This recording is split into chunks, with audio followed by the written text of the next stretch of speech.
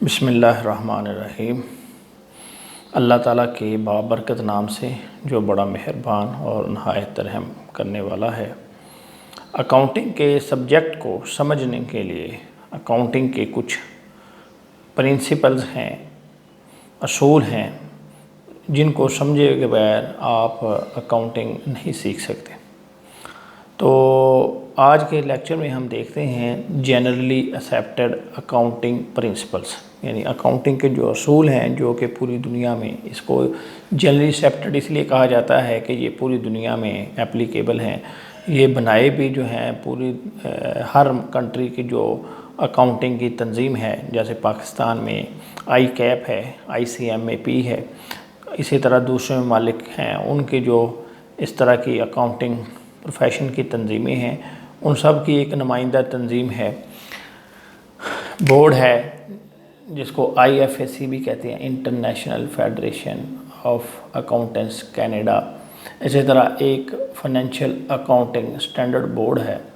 तो ये जो तंजीमें हैं ये वक्तन फ़वक्तन जो ज़रूरियात पेश आती हैं उसको देखते हुए नए नए जो हैं वो असूल जो हैं उसको उसमें बेहतरी लाते रहते हैं। जैसे अभी ये जनरली एक्सेप्टेड अकाउंटिंग प्रिंसिपल है, अब इसी के पैरेलल जो है वो IFRS है, इंटरनेशनल फाइनेंशियल रिपोर्टिंग स्टैंडर्ड।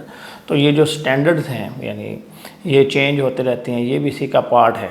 यानी जनरल एक्सेप्टेड अकाउंटिंग प्रिंसिपल भी हैं और फिर इनके अलावा जो है जो चेंज आती रहती है या वो समझते हैं किसी चीज़ में कोई कमी है तो वो इन स्टैंडर्ड के ज़रिए IFRS के ज़रिए वो चेंजेस इनकॉर्पोरेट करती रहती हैं।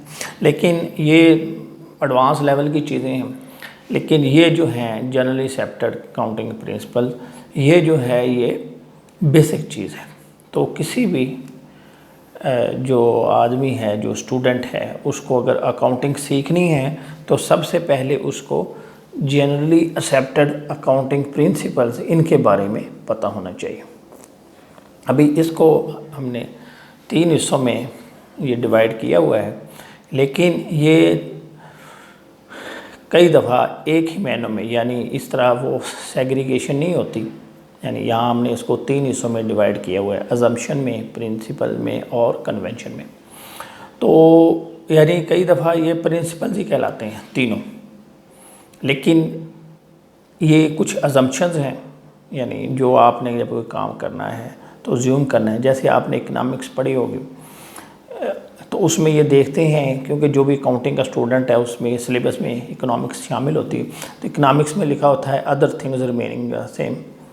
तो वो जो चीज़ें जो हैं वो कुछ कहते हैं जी ये सेम रहेंगी, सेम होती नहीं है लेकिन अज्यूम करते हैं। तो इसी तरह अकाउंटिंग में भी अजम्पशंस हैं कि हमने ये हो नहीं सकता पॉसिबल, लेकिन हमने अज्यूम करना है। इसी तरह ये प्रिंसिपल्स हैं, ये एक्टिवली जब अकाउंटेंट अपने जो रिकॉर्डिंग करता है उसको आगे जो है उसकी समरी बनाता है इन असूलों को। और ये जो चीज़ है, ये जो कन्वेंशन, ये जब फाइनल स्टेटमेंट बनाते हैं, साल जब क्लोज़ हो जाता है तो ये चीज़ें जो हैं उस वक़्त जो है ना नज़र रखी जाती हैं। अजम्पशन जो है मफरूज़ात हैं, प्रिंसिपल्स जो हैं वो असूल व ज़वाबित हैं, और कन्वेंशन ये माहदे हैं। यानी ये माहदे क्या हुए, यानी अकाउंट्स जो हैं वो एक मुल्क में नहीं रहते। यानी एक कंपनी पाकिस्तान की है तो जो दूसरे मुल्क का कोई बंदा जो है आकर पाकिस्तान में इन्वेस्टमेंट कर सकता है। तो अगर जो अकाउंट्स जो हैं वो इंटरनेशनल, ये देखें जनरल एक्सेप्टेड अकाउंटिंग प्रिंसिपल्स पूरी दुनिया में एप्लीकेबल हैं, तमाम जो अकाउंटेंट हैं इन असूलों को फॉलो करते हैं। तो उसमें ये कन्वेंशन भी है, तो ये माहदे हैं। तो अगर उन्होंने माहदे किए होंगे और वो जो बाहर से कोई इन्वेस्टर आता है वो देखता है कि इनके अकाउंट्स जो हैं इसके मुताबिक बने हैं, तो वो उन अकाउंट्स को रिलायबल समझेगा और उसी की बुनियाद पे वो इन्वेस्टमेंट करेगा। लेकिन अगर उन्होंने उसको ये पता चल जाए कि ये उसको नहीं फॉलो कर रहे तो फिर हो सकता है वो इन्वेस्टमेंट ना करें। बहरहाल अभी हम इनको देखते हैं बारी बारी। जनरली एक्सेप्टेड अकाउंटिंग प्रिंसिपल, ये यानी प्रिंसिपल इकट्ठे सबको प्रिंसिपल भी कहते हैं, लेकिन ये इनकी बाइफर्केशन है। यानी इसमें कुछ अजम्पशंस हैं, कुछ प्रिंसिपल हैं, कुछ कन्वेंशन हैं। तो अभी हम सबसे पहले ये देखते हैं अजम्पशंस को। अजम्पशंस में सबसे पहले है सेपरेट एंटिटी। अच्छा, एक चीज़ और मैं आपको क्लियर कर दूं कि इन सब जो हैं, ये जो जनरली एक्सेप्टेड अकाउंटिंग प्रिंसिपल्स है, इनका मकसद है, क्या मकसद है? To give true and fair view of the financial affairs of the business. यानी कारोबार की, यानी फाइनेंशियल स्टेटमेंट जब बनेंगी तो इन सारे असूलों का मकसद जो है, अभी आप जब ये सब चीज़ें देख लेंगे तो आपको खुद ही नज़र आ जाएगा कि इन सब का जो ऑब्जेक्टिव है यही है कि हम जो है, जो भी फाइनेंशियल स्टेटमेंट के यूज़र्स हैं उनको ट्रू एंड फेयर व्यू दें। अभी ट्रू एंड फेयर व्यू क्या है कि नो मिस स्टेटमेंट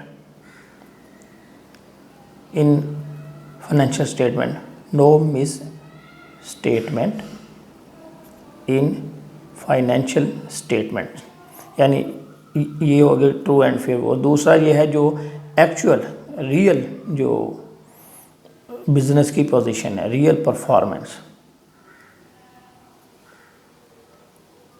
बिज़नेस की जो रियल परफॉर्मेंस है वो बताई जाए। यानी दूसरे लफ्ज़ों में अगर हम सिंपली कहें, ट्रू एंड फेयर व्यू क्या है कि बिज़नेस की जो असल पोजीशन है वो बताई जाए, वो ट्रू एंड फेयर व्यू है। यानी कारोबार को अगर प्रॉफिट हो रहा है, जितना हो रहा है उतना बताया जाए, लॉस हो रहा है तो लॉस बताया जाए, that is true and fair view. कोई जो है चीज़ इसमें गलत ना बयान की जाए, ठीक है।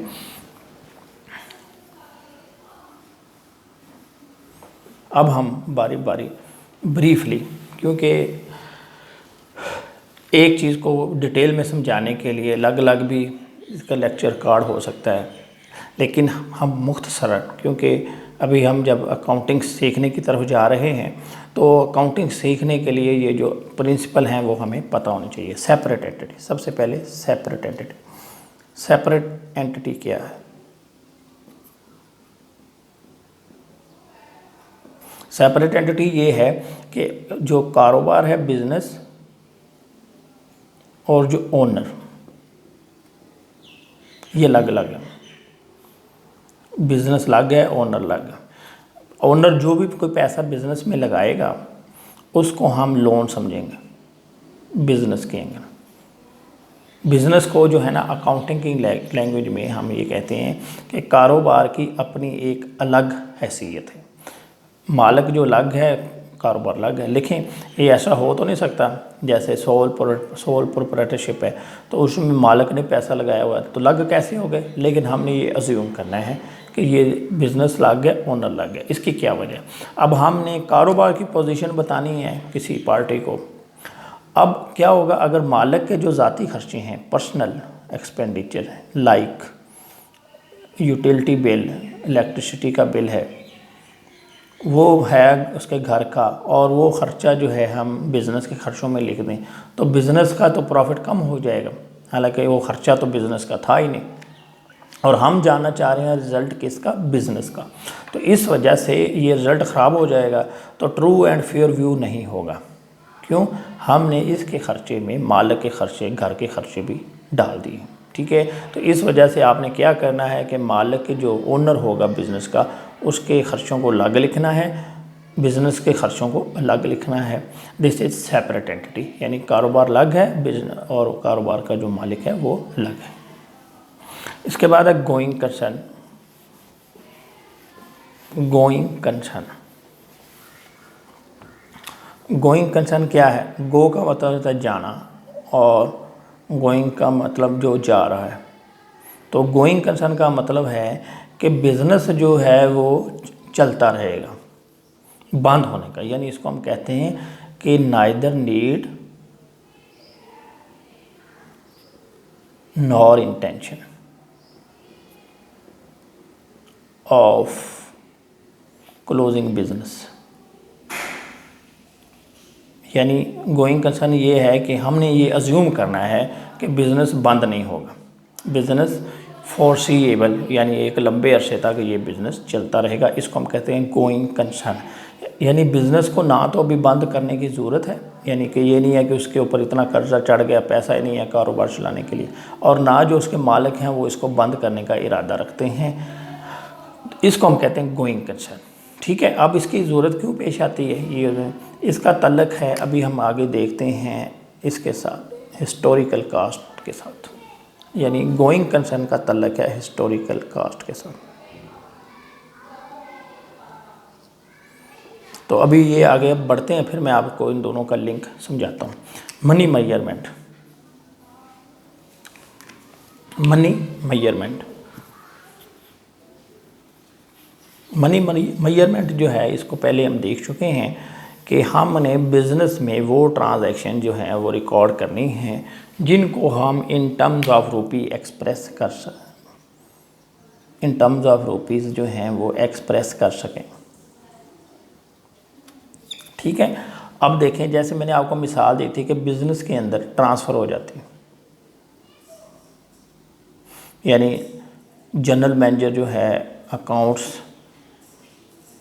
जीएम जनरल मैनेजर अकाउंट्स, इसको ट्रांसफ़र करके जनरल मैनेजर फाइनेंस बना दिया जाता है और इसको उठा के इधर आया। तो ये भी बिज़नेस में एक इवेंट है। ठीक है। अब तमाम बिज़नेस में तो हम क्या करते हैं, तमाम इवेंट्स को रिकॉर्ड करते हैं, लेकिन वो इवेंट्स जिनको हम इन टर्म्स ऑफ रुपीज़ बयान कर सकें, तो हमने क्या करना है कि अब इसको तो हम कैसे एक्सप्रेस करेंगे, तो ये तो नॉन मॉनेटरी इवेंट हो गया, तो इस वजह से इसको इग्नोर कर दिया जाता है। यानी हमने वो इवेंट लेने हैं, मनी मेजरमेंट कंसेप्ट वो है कि यानी जो इवेंट जो है जिसको हम मेजर कर सकें इन टर्म्स ऑफ मनी और बयान कर सकें। यानी एक गिलास है, अगर वो गिर जाता है, टूट जाता है, तो फिर तो हम कह सकते हैं कि जी 50 रुपीज़ का लॉस हो गया या 200 का लॉस हो गया, 300 का, तो ये तो इसको तो हम मनी में इसको तो मेजर कर सकते हैं। लेकिन एक जो ट्रांसफ़र है, इसी तरह एक ऑर्डर, हमारी कंपनी जो है, हमारा बिज़नेस, उसने एक ऑर्डर प्लेस किया कि जी 1 लाख रुपए की चीज़ें भेज दें। ठीक है। अब देखें, ऑर्डर दिया सिर्फ,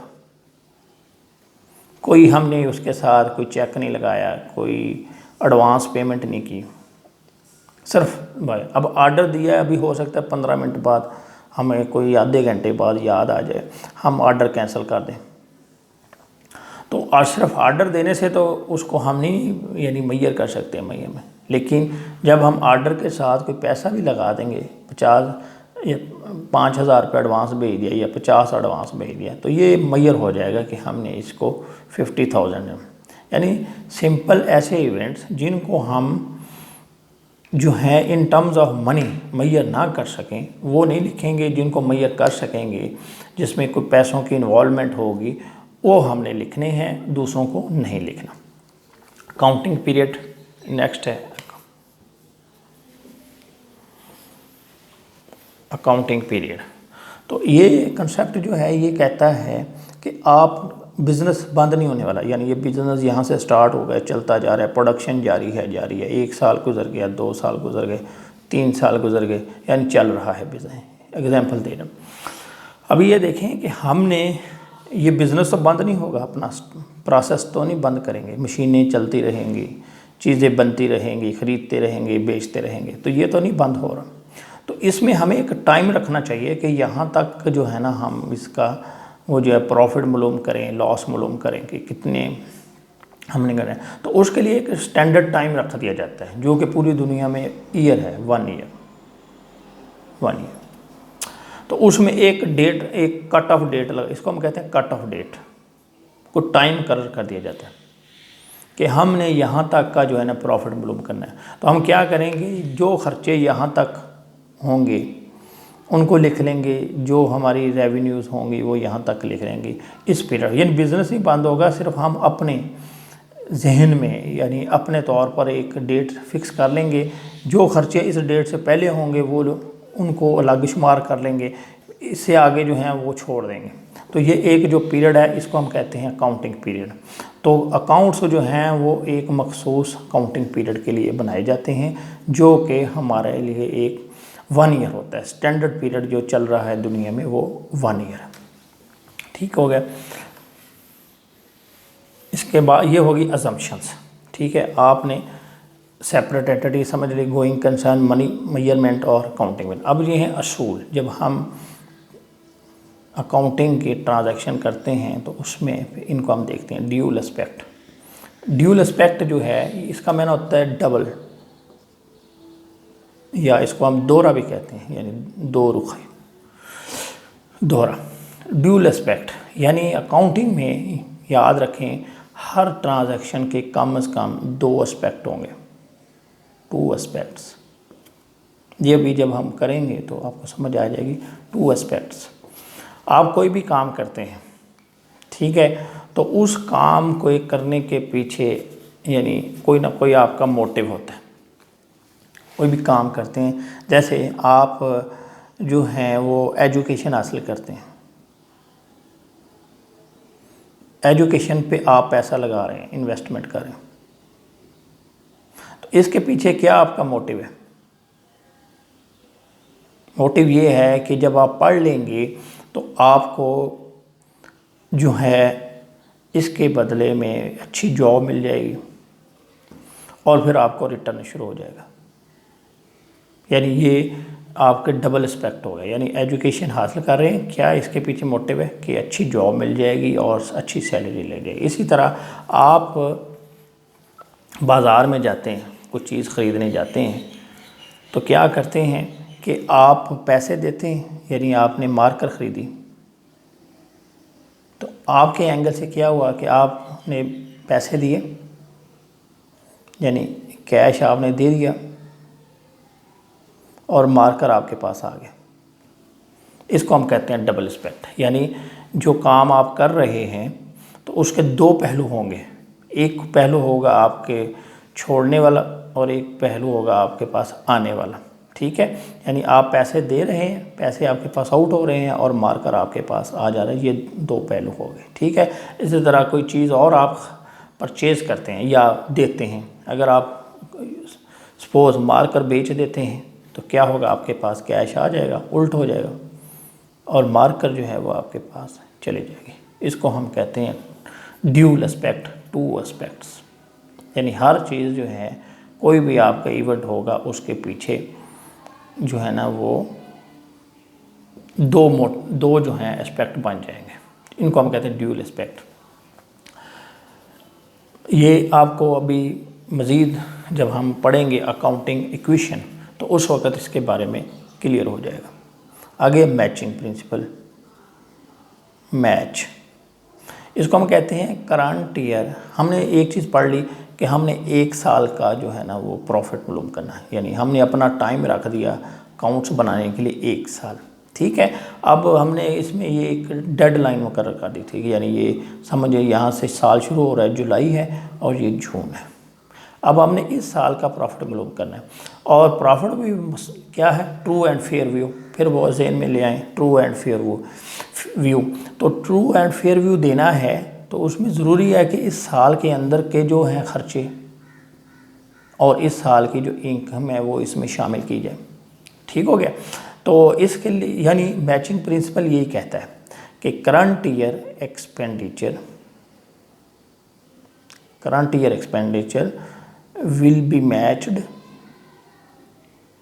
against करंट ईयर इनकम। यानी अगर आप करंट ईयर के खर्चे जो हैं करंट ईयर के अगेंस्ट लिखेंगे तो तभी उस साल का प्रॉफिट निकलेगा। अगर आप क्या करते हैं, पिछले साल का खर्चा इस साल में शामिल कर देते हैं तो क्या होगा, इस साल का प्रॉफिट कम हो जाएगा। तो वो गलत होगी बात, क्योंकि आपने देनी है ट्रू एंड फेयर व्यू, सही पिक्चर देनी है। तो अगर आपने पिछले साल, यानी ऐसा हो सकता है कि कंपनी जो है को अपने मकासद हासिल करने के लिए, कोई टैक्स बचाने के लिए क्या करे कि पिछले साल का खर्चा इस साल में डाल दे तो प्रॉफिट कम होगा, कम टैक्स देना पड़ेगा। और अगर उसका मोटिव है कि जी लोग इस जो हैं वो इन्वेस्टमेंट करें हमारे प्रॉफिट को देख के, तो ये गलत भी हो सकता है कि पिछले साल की इनकम जो है वो इस साल में ले आएँ, ठीक हो गया। इस साल की इनकम बढ़ जाएगी और इस साल का जो खर्चा है वो अगले साल ले जाएँ, यानी कुछ खर्चे जो अगले साल में लिख दें तो क्या होगा, ऑटोमेटिकली इस साल का प्रॉफिट बढ़ जाएगा। तो जो लोग देखेंगे कि यार इस कंपनी में तो बहुत प्रॉफिट हो रहा है इन लोगों को, तो वो इन्वेस्टमेंट करेंगे। यानी ये असूल इसीलिए बनाए गए ताकि कोई इसको मिसयूज़ ना कर सके। यानी अपने मकासद के लिए। जैसे मैंने कहा कि प्रॉफिट को आप क्या कर सकते हैं, कम भी कर सकते हैं। प्रॉफिट को आप जो है ना वो यानी फिज़िकली नहीं, यानी बुक्स ऑफ अकाउंट्स में बढ़ा भी सकते हैं, कम भी कर सकते हैं। तो क्या टेक्निक है, यही है कि पिछले साल के खर्चे इस साल में ले जाओ, प्रॉफिट कम हो जाएगा, या इस साल के खर्चे अगले साल ले जाओ, प्रॉफिट बढ़ जाएगा। तो इन चीज़ों को रोकने के लिए क्या किया गया, मैचिंग प्रिंसिपल बनाया गया कि आपने ना ही पिछले साल का खर्चा जो है वो इस साल में लिखना है, यानी ये इस समझे, ये बहुत अहम प्रिंसिपल है। इसको समझे बगैर आप सही तरीके से अकाउंट्स नहीं बना सकते। तो आपने क्या करना है, ना ही पिछले साल का खर्चा इस साल में लिखना है और ना ही इस साल का खर्चा भी इस साल में लिखना है, ठीक है, और ना इस साल का आगे लेके जाना है, ठीक है। और ना ही आपने इस साल की इनकम इधर अगले साल लेके जानी है, ना पिछले साल की इनकम इस साल में लिखनी है। सिर्फ करंट ईयर इनकम और करंट ईयर एक्सपेंडिचर ये लिखेंगे। इसको हम कहते हैं मैचिंग प्रिंसिपल, ठीक है। आगे है हिस्टोरिकल कास्ट। अब आ जाते हैं, मैं आपको गोइंग कंसर्न समझा रहा था, गोइंग कंसर्न, और मैंने कहा था इसका तल्लुक है हिस्टोरिकल कास्ट के साथ। गोइंग कंसर्न है कि जब आपका बिज़नेस जो है वो बंद ही नहीं होना, चलता रहेगा। यानी आपने अज्यूम कर लिया कि हम ना हमें ज़रूरत है, नाइदर नीड नॉर इंटेंशन, यानी हमारा ना कोई बिज़नेस को बंद करने का इरादा है और ना हमें बंद करने की ज़रूरत है, आपने अज्यूम कर लिया। अब देखें इधर आए, हिस्टोरिकल कास्ट कहती है कि आपने जो कोई भी एसेट जो है जितने का एक्वायर किया, जितने का हासिल किया, ठीक है, वही उसी कॉस्ट पे आपने रिकॉर्ड करना है। कहाँ पे, अपनी किताबों में, फाइनेंशियल स्टेटमेंट में, ठीक हो गया। अब होता क्या है कि लैंड है, ख़ुसूसी तौर पर जो लैंड है इसकी कीमत बढ़ती रहती है आए दिन। यानी एक ज़मीन है आज वो उसकी वैल्यू है 1 मिलियन, तो हो सकता है कि 1 साल बाद इसकी वैल्यू 2 मिलियन हो जाए, क्योंकि प्रॉपर्टी जो है इसकी वैल्यू में इजाफा होता रहता है। अब देखें, हमने यानी हमारा जो जनरल एक्सेप्टेड अकाउंटिंग प्रिंसिपल्स हैं वो ये कहते हैं कि आपने जितने की चीज़ ख़रीदी है उतने की लिख लो बस, और फिर उसमें जो जो कमी होती रहे, यानी यूज़ करने से, अगर लैंड की तो नहीं डेप्रिसिएशन होती, नो डेप्रिसिएशन, लेकिन दूसरी चीज़ों की, बिल्डिंग की डेप्रिसिएशन होती रहती है, मशीनों की डेप्रिसिएशन होती रहती है, और एसेट्स हैं उनकी डेप्रिसिएशन होती रहती है। तो अब आपने क्या करना है कि भाई उन एसेट को जितनी उसमें कमी होगी वो लिखते जाएं। अब हो सकता है कि ये जो एसेट्स आपके पास पड़े हैं मार्केट में, यानी इस आपने 1 लाख की चीज़ ख़रीदी और जब आपका साल क्लोज़ हो गया, जब आप अकाउंट्स बनाने लगे तो उनकी वैल्यू जो है वो 2 मिलियन हो जाए, तो अब क्या करेंगे, आप 2 मिलियन लिखेंगे? नहीं, ऐसा नहीं होगा। आपने उसको हिस्टोरिकल कास्ट पे ही लिखना है, क्योंकि इस तरीके से आपको क्या ज़रूरत होती है, आपने तो बेचना ही नहीं है। क्यों, आप गोइंग कंसर्न है, आपने कारोबार चलाना है और ये चलता रहेगा। तो जब आप कारोबार चलता रहेगा तो बाज़ार में उस एसेट की वैल्यू चाहे जितनी मर्ज़ी हो, आपको इससे क्या कंसर्न है। उस वक्त हम जब करते हैं जब कंपनी गोइंग कंसर्न ना रहे, यानी कंपनी जब लिक्विडेट हो जाए, फिर हम मार्केट वैल्यू उठाते हैं। अदरवाइज़ हम क्या करते हैं, हिस्टोरिकल कास्ट करते हैं। यानी आप ये समझ लें कि हिस्टोरिकल कास्ट का और गोइंग कंसर्न का आपस में लिंक है। अगर कोई इदारा गोइंग कंसर्न होगा तो उसके जो एसेट्स हैं वो हिस्टोरिकल कास्ट पे लिखे जाएंगे। अगर वो गोइंग कंसर्न नहीं होगा तो वो ये आपकी net market, net realisable value भी कहते हैं, नेट मार्केट वैल्यू भी कहते हैं, ठीक है, समझ आ गई। तो इसलिए आपने अज्यूम ये करना है कि बिज़नेस बंद नहीं होगा, बिज़नेस चलता रहेगा। तो जब बिज़नेस चलता ही रहेगा तो फिर हम इसको हमेशा हिस्टोरिकल कास्ट पे भी लिखेंगे, ठीक है। मज़ीद जब इसकी प्रैक्टिकल हम करेंगे, एग्जांपल्स जब किसी जगह आएगा ये, फिर आपको और क्लियर हो जाएगा। इसके बाद है आपका रेवेन्यू रिकॉग्निशन। रेवेन्यू रिकॉग्निशन ये कहती है कि आपने रेवेन्यू उस वक्त रिकॉग्नाइज़ करनी है जब ये रियलाइज़ हो जाए, ठीक है। या अब रियलाइज़ को कैसे डिटरमिन करेंगे, यानी आपको कंफर्म हो जाए 100% कि भाई ये जो है ना इनकम हमें वाक़ई हो चुकी है। अब जैसे एक आपके पास माल पड़ा हुआ है, इन्वेंट्री पड़ी हुई है उसे, और आपके पास 100 यूनिट हैं और आपके ये जो है इस वक्त जो आपके पास जो उसकी वैल्यू नज़र आ रही है वो 50 है, ठीक है, लेकिन मार्केट में इसकी वैल्यू जो है वो 100 रुपये, रेट बढ़ गया चीज़ों का, ठीक है। तो ये जो रेवेन्यू रिकग्निशन है कि अभी ये आपके पास माल पड़ा है, ठीक है, तो आपने इसको जितने की वो जो चीज़ आपने बनाई थी यानी उसी पे अभी शो करें, ठीक है। ठीक है, आपको नज़र आ रहा है कि ये 50 और 15 दोनों का जो डिफरेंस है यानी 50 रुपये आपको एक्स्ट्रा प्रॉफिट नज़र आ रहा है कि यानी, लेकिन अभी ये हुआ तो नहीं है, जब बेचेंगे तब आपको ये प्रॉफिट होगा। तो रेवेन्यू रिकग्निशन ये कहती है कि जब तक इनकम हो ना जाए उस वक्त तक आपने इनकम जो है वो रिकॉर्ड नहीं करनी, जब हो जाएगी फिर रिकॉर्ड करेंगे। इसके बाद है जी हम आ जाते हैं, ये तो थे अजम्पशन और प्रिंसिपल्स।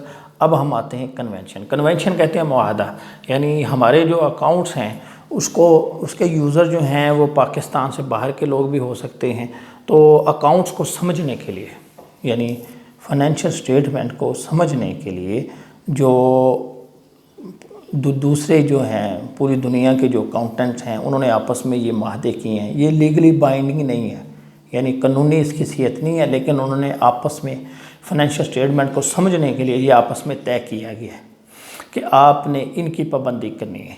इनका फ़ायदा क्या होगा अगर फॉलो करते हैं अकाउंटेंट, तो उनको अकाउंट समझने में, कंपेयर करने में, यानी एक साल के अकाउंट्स को दूसरे साल के साथ कंपेयर करने में आसानी होगी, ठीक है।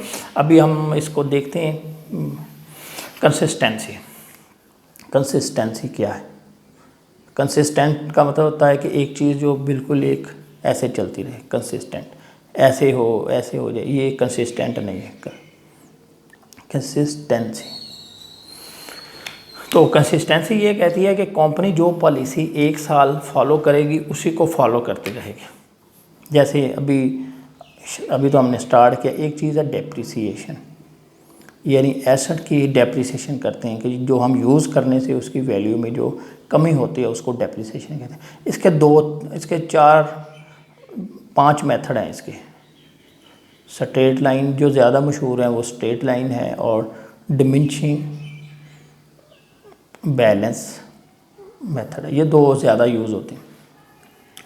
अब क्या है कि कंपनी, ये जो कंसिस्टेंसी है ये कहता है कि आपने एक कोई भी जो इस तरह का हो आपने काम करना है, डेप्रिसिएशन चार्ज करनी है, तो एक मेथड अडॉप्ट करें। ये नहीं है कि एक साल ये कर लें, अगले साल ये कर लें, फिर तीसरे साल ये कर लें, चौथे साल ये कर लें, ऐसा नहीं होगा।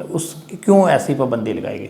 उसकी वजह ये है कि स्ट्रेट लाइन डेप्रिसिएशन मेथड में एक ही डेप्रिसिएशन चलती है, पहले साल भी, दूसरे साल, तीसरे साल, चौथे साल, 5 साल, यानी एक एसेट अगर 5 साल है उसकी लाइफ, तो 5 साल की सेम डेप्रिसिएशन होगी। इसमें क्या होगा, डिमिनिशिंग बैलेंस में डेप्रिसिएशन जो है वो कम होती रहती है, पहले साल ज़्यादा, दूसरे साल उससे कम, तीसरे साल उससे कम, चौथे, इस तरह। अब क्या होता है कि जो अकाउंटेंट है इन टेक्निक से प्रॉफिट को बढ़ा भी सकते हैं, प्रॉफिट को कम भी कर सकते हैं। कैसे? अगर पिछले 1 साल उन्होंने स्ट्रेट लाइन यूज़ की तो डेप्रिसिएशन ज़्यादा चार्ज हुई, प्रॉफिट कम हो। अगले साल जो है डेप्रिसिएशन इस मेथड पे चले गए तो इस मेथड में डेप्रिसिएशन कम निकली, प्रॉफिट बढ़ गया। तो इन चीज़ों को रोकने के लिए उन्होंने, यानी वही फिर बार रिपीट करता हूँ, ट्रू एंड फेयर व्यू। तो ट्रू एंड फेयर व्यू जो है उसको करने के लिए ये जो उन्होंने फिर आपस में माहदे किए कि आपने कंसिस्टेंसी रखनी है। ये नहीं है कि आप चेंज नहीं कर सकते, कर सकते हैं, लेकिन उसके लिए आपके पास कोई सॉलिड रीज़न होनी चाहिए कि आपने क्यों शिफ्ट किया स्ट्रेट लाइन से डिमिनिशिंग की तरफ या डिमिनिशिंग से स्ट्रेट लाइन की तरफ। यानी अगर कोई वजह होगी तो चेंज भी कर सकते हैं, लेकिन नॉर्मली एक ही प्रैक्टिस चलानी है, ठीक है। इसको हम कहते हैं कंसिस्टेंसी। कंजर्वेटिज्म नेक्स्ट है जी, कंजर्वेटिज्म। कंजर्वेटिज्म जो है वो कहते हैं कि जो बंदा पुराने ख्यालात का हो उसके लिए कंजर्वेटिव का लफ्ज़ यूज़ किया जाता है। तो यहाँ पे आपने क्या करना है, इसके लिए अभी प्ले सेफ का लफ्ज़ भी यूज़ करते हैं, प्ले सेफ, जो मॉडर्न जो इसमें, लेकिन जो ओल्ड इसके लिए कहा जाता है कंजर्वेटिव, कि ये कदामत पसंद बंदा, यानी पुराने ख्यालात का। तो कंजर्वेटिज्म में ये है कि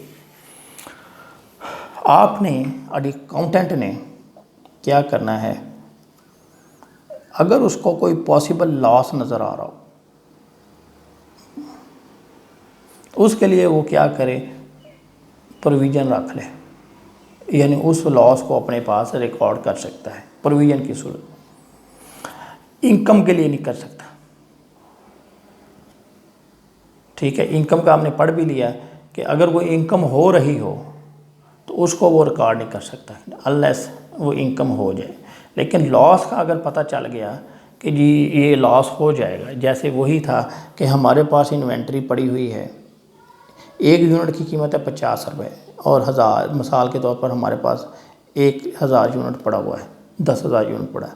अब बाज़ार में जो इसकी कीमत है 50 से 30 हो गए, अब 20 रुपये का जो नुकसान है वो इसको रिकॉर्ड कर सकते हैं, यानी 20 ये 2 लाख बन जाएगा। यानी you accountant can provide for anticipated losses, यानी प्रोविज़न रख सकता है, यानी जितना नुकसान होगा वो जो है ना उसके लिए वो प्रोवाइड कर सकता है, अपने जो प्रॉफिट है उसमें से प्रोविज़न रख सकता है, ठीक है। इसको हम कहते हैं कंजर्वेटिज्म।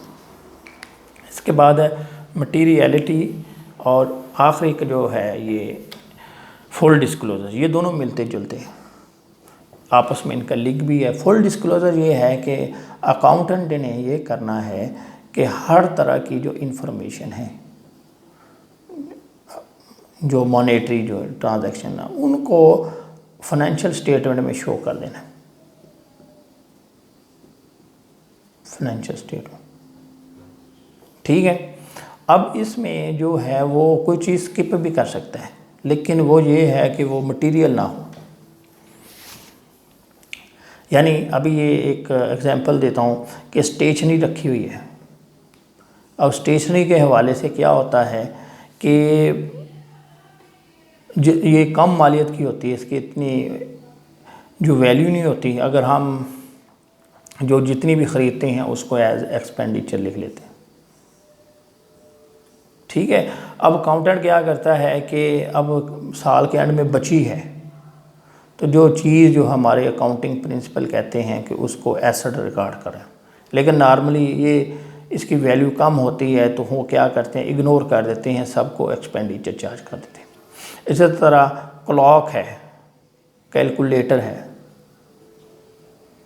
ये कम मालियत की चीज़ें होती हैं तो इनको एसेट नहीं बनाते। हालांकि इनका एसेट का असूल ये है कि जो भी चीज़ 1 साल से ज़्यादा फ़ायदा दे उसको एसेट बनाओ, लेकिन इनकी वैल्यू थोड़ी है तो इसको जो रिकॉर्ड करने का ख़र्चा जो है, इसको एसेट बनाने का जो ख़र्चा है वो इनकी वैल्यू से बढ़ जाता है, तो इस वजह से वो इग्नोर कर जाते हैं, इसको एसेट नहीं बनाते, इसको एक्सपेंडिचर बनाते हैं।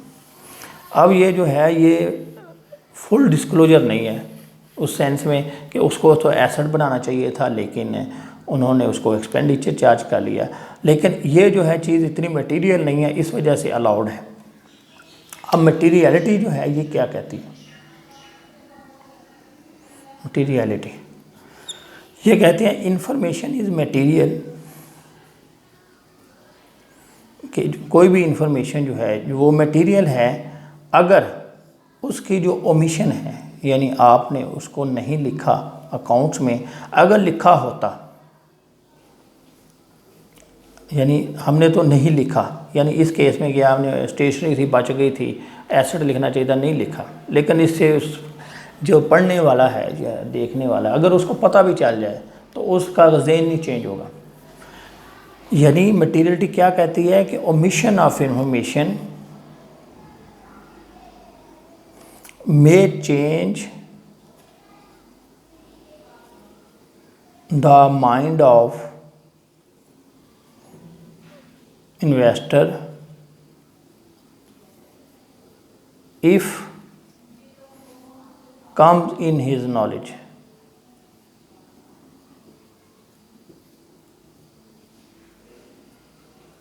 यानी अगर वो इंफॉर्मेशन मटेरियल है जिसको हमने नहीं बताया, लेकिन अगर वो इन्फॉर्मेशन जो है इन्वेस्टमेंट करने वाले के सामने आ जाए तो वो इन्वेस्टमेंट नहीं करे, उसको हम कहते हैं मटीरियलिटी, कि यानी information is material if it's omission इसकी जो एमिशन है वो अगर इन्वेस्टर के या जो फाइनेंशियल स्टेटमेंट का रीडर है उसके नॉलेज में आ जाए तो वो इन्वेस्टमेंट का इरादा बदल दे।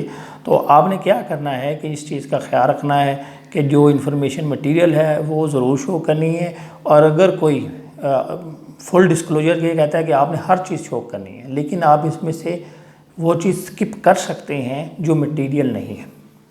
ठीक है, इसकी मैंने आपको एग्जांपल भी दे दी कि स्टेशनरी जो है वो छोटी आइटम है, जो बच गई है वो ना भी लिखें तो कोई फ़र्क नहीं पड़ेगा। इसी तरह कैलकुलेटर है, वो जो आपका जो है ना वॉल क्लॉक है, ये छोटी चीज़ है, अगर आप नहीं भी इसको लिखेंगे तो ये मटेरियल नहीं है तो फ़र्क नहीं पड़ेगा। ठीक है, फुल डिस्क्लोजर मीन हर चीज़ लिखनी है। मटेरियलिटी कहती है कि वो इन्फॉर्मेशन जो मटेरियल है वो तो लाजमी लिखनी है, लेकिन अगर कोई चीज़ मटेरियल नहीं है वो ना भी लिखें तो यानी वो वायोलेशन नहीं होगी फुल डिस्क्लोजर की।